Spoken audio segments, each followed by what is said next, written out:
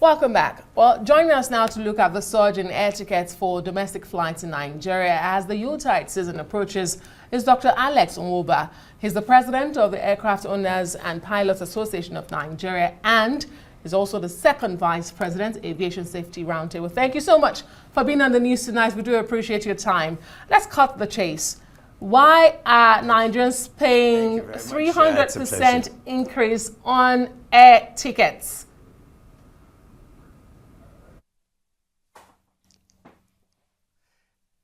I seem to have lost your question, but I got the beginning of it. Yeah, I'm just saying, why are we paying more for tickets? Why? And not just more, it's extreme, 300% increase. It's not new. Every year it's the same. Prices go up at Christmas time. The forces of economics are at play. It's demand-driven price increase, and it's compensation for low fares during the low season. So every year it's exactly the same. The prices go up. It's unfortunate. They'll go down next year because the government has promised to reduce taxes and charges. Is that really the case, or is it a case of exploitation? And when you say it's normal, you know, at this time, festive seasons, Yuletide, whatever, the prices do go up. But look, when it's exponential, then it is something else. What exactly are the fundamental issues here? Because when you say it will, you know, go back down after the season, should Nigerians continue to be exploited that way? In fact, the lawmakers actually cried out and ordered, you know, the Minister of Aviation and regulators to appear before it.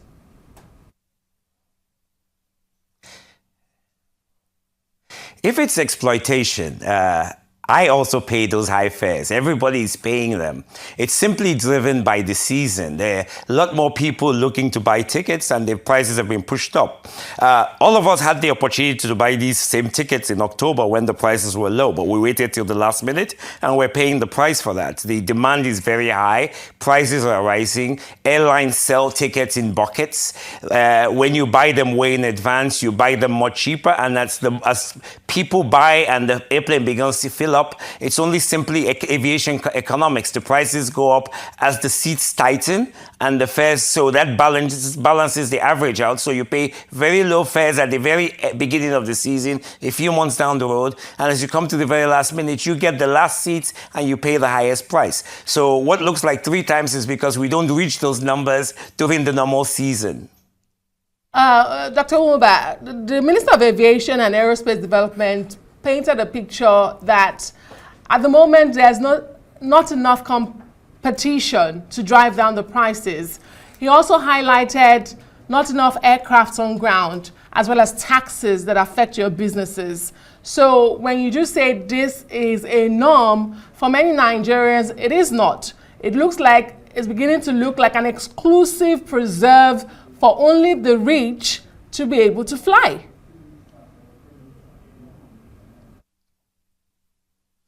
Aviation doesn't look to preserve prices to the point where the elites only fly. Let's look at some statistics. Nigeria had 2024 15 million passengers with 300 million people, 200 to 300 million, 0.02% of the population. In America, you have a 300 million population and 600 million flights, twice the size of the population. In Europe, it's actually 2.5 to 3 times the population in the US and 1 to 2 times the population in the UK. Those volumes drive down prices, but in Nigeria, only 0.02% of the people want to fly. The airlines want more people to fly. If 1% of the population flew, the number of passengers would double.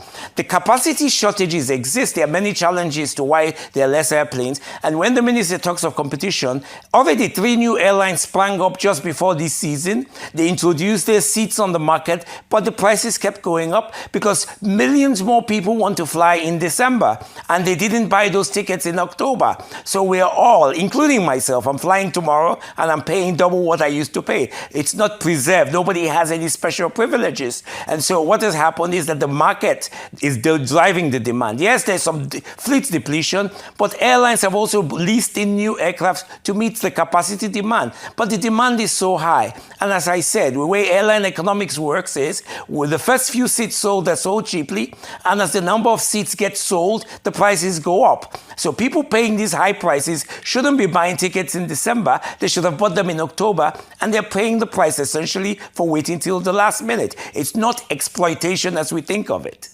Doesn't look like the airline operators are encouraging more Nigerians to actually choose to fly. Take a civil servant, for example, who earns 70,000 naira.